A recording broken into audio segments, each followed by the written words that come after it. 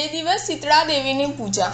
સોમવારે શીતળા સપ્તમી અને મંગળવારે અષ્ટમી, બંને દિવસે ભગવાનને વાસી અન્નકૂટ ધરાવવાની પરંપરા।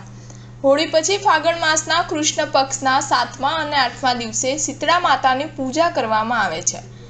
તેને શીતળા સપ્તમી અને શીતળા અષ્ટમી કહેવામાં આવે છે। આ વ્રત ખાસ કરીને મધ્યપ્રદેશ, ગુજરાત, રાજસ્થાન અને ઉત્તર પ્રદેશમાં રાખવામાં આવે છે। આમાંના કેટલાક સ્થળોએ હોળી પછી પ્રથમ સોમવાર અથવા ગુરુવારે શીતળા માતાની પૂજા કરવામાં આવે છે। સ્કંદ પુરાણમાં શીતલ માતાની પૂજાનો ઉલ્લેખ છે।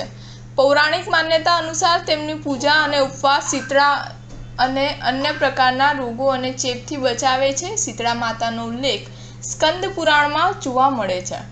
પૌરાણિક માન્યતા છે કે તેમની પૂજા અને વ્રત કરવાથી અછબડા સાથે જ અન્ય પ્રકારની બીમારીઓ અને સંક્રમણ થતું નથી।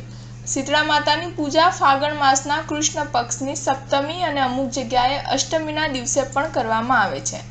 આ વખતે આ તારીખો 1 એપ્રિલ અને 2 એપ્રિલ હશે। સપ્તમીના સ્વામી સૂર્ય છે અને અષ્ટમીના દેવતા શિવ છે। બંને ઉગ્ર શક્તિઓ હોવાના કારણે આ તિથિઓમાં શીતળા માતાની પૂજા કરી શકાય છે। સ્ટાર ન્યૂઝ 7 હંમેશા સચ્ચાઈની સાથે।